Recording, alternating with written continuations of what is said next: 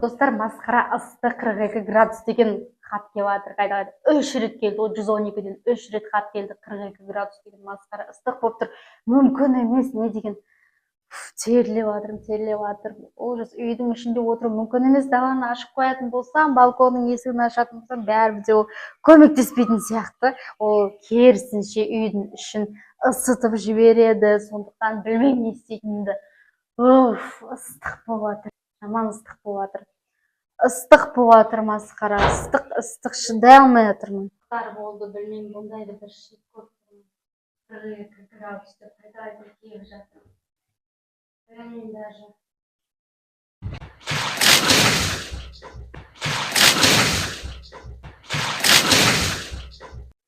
Не істедің, жүгірмек кіз, таяқ жейсің ба?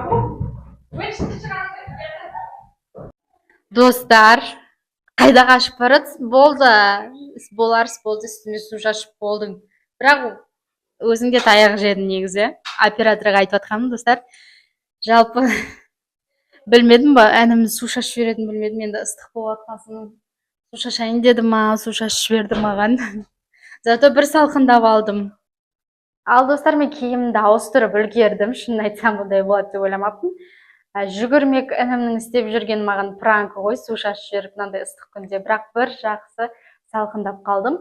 Жалпы бүгін айтатын тақырыбым негізі күн сәулесі туралы еді. Күн сәулесінің зияны, негізі күн сәулесінің пайдасы да, зияны да бар. Оның зияны жағын айтып беретін болсам, сіздер көп далаға шығатын болсаңыздар, негізі SPF крем дегендер болады ғой, негізі сондайларды жағып алған дұрыс. Қыздар, жігіттер, егер қартайғыларыңыз келмесе, онда күнге шығар кезде киім кешек киіп алыңыздар және SPF кремдерін жағып алу керек.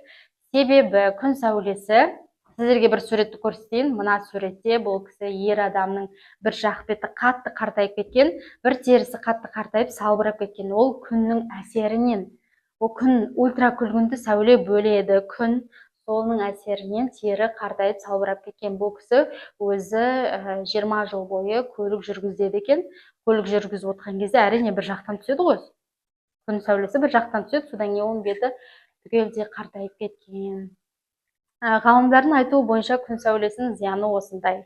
Егер сіз көп күнге шығатын болсаңыз, онда күннен қорғанатын әртүрлі тәсілдер бар. Кремдер, киім кешектер, мысалы жауып алатын, болмаса менікі сияқты кепкаларды киіп алсаңыз да сізге көмектесетін болады.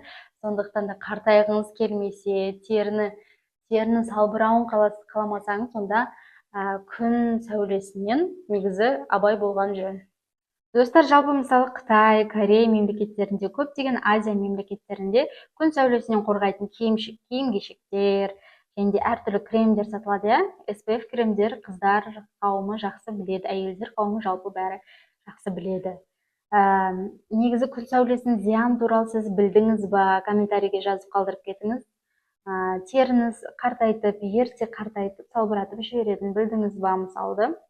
Мен де осы кеше ғана естідім. Күн сәулесі, яғни күн сәулесінен тарайтын ультракүлгінді сәуленің теріге өте зиянды екенін мен де кеше біліп естіп жатырмын. Мысалы, мен оны байқағаным Қытай мемлекетінде, мысалы Pinduoduo, тағы да басқа сайттар бар ғой, заттар сататын. Сол заттарын қарап отырсам, көбінесе жаңағы күннен қорғайтын киім-кешектерді сатып жатыр. Мысалы, хиджабқа ұқсайтын киімдерді көп сатуда, және де қолғаптар, қолдарын қорғайтын, мысалы күн сәулесінен қорғайтын заттарды сатуда. Соған қарағанда, жалпы Азия мемлекеттерінде, әсіресе Қытай және Корея мемлекеттерінде, олар өздерінің бет терісін, өздерінің дене келбетіне өте қатты назар аударады. Негізінде бізде де тоже Қазақстанда күн сәулесінде қатты ыстық болып кетеді ғой. Бізде де тоже ыстық 40-42 градустан асып кететін кездерде болады. Ол кездері мен де сол Pinduoduo сайтынан заказ бергім келіп тұр, шынын айтсам. Көптен бері ойланып жүрмін сол затты заказ беруді. Тездетіп заказ берсем жаңағы киімге, күннен қорғайтын. Күннен көп жүріп болған әсерінен, мысалы менде білмеймін, әжім қашан көрінбей тұр негізі камерадан да әжім. Бұлай қарасам көріне ме сіздерге? Былай істесемші. былай көрінбей тұр да негізі камерадан, бірақ мына жерде былай ұзын болып әжім түскен ғой маған кәдімгідей. Мен әжім түсетін жаста емеспін ғой, әлі жаспын ғой мен. Ал маған әжім түскен. Әжім түскен. Ерте қартайып жатырмын, ерте. Мен әлі жаспын ғой.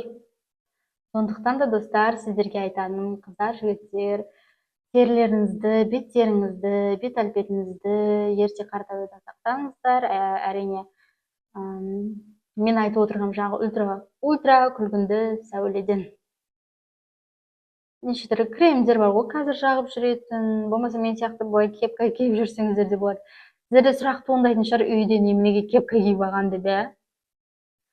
Кепка киіп алған себебім мен келесі видеода айтатын боламын сіздерге не үшін кепка киіп алғанымды. Сондықтан да менің каналымда жаңа видеоларды өткізіп алмаңыздар. Мен сіздер үшін жақсы контент түсіруге тырысамын.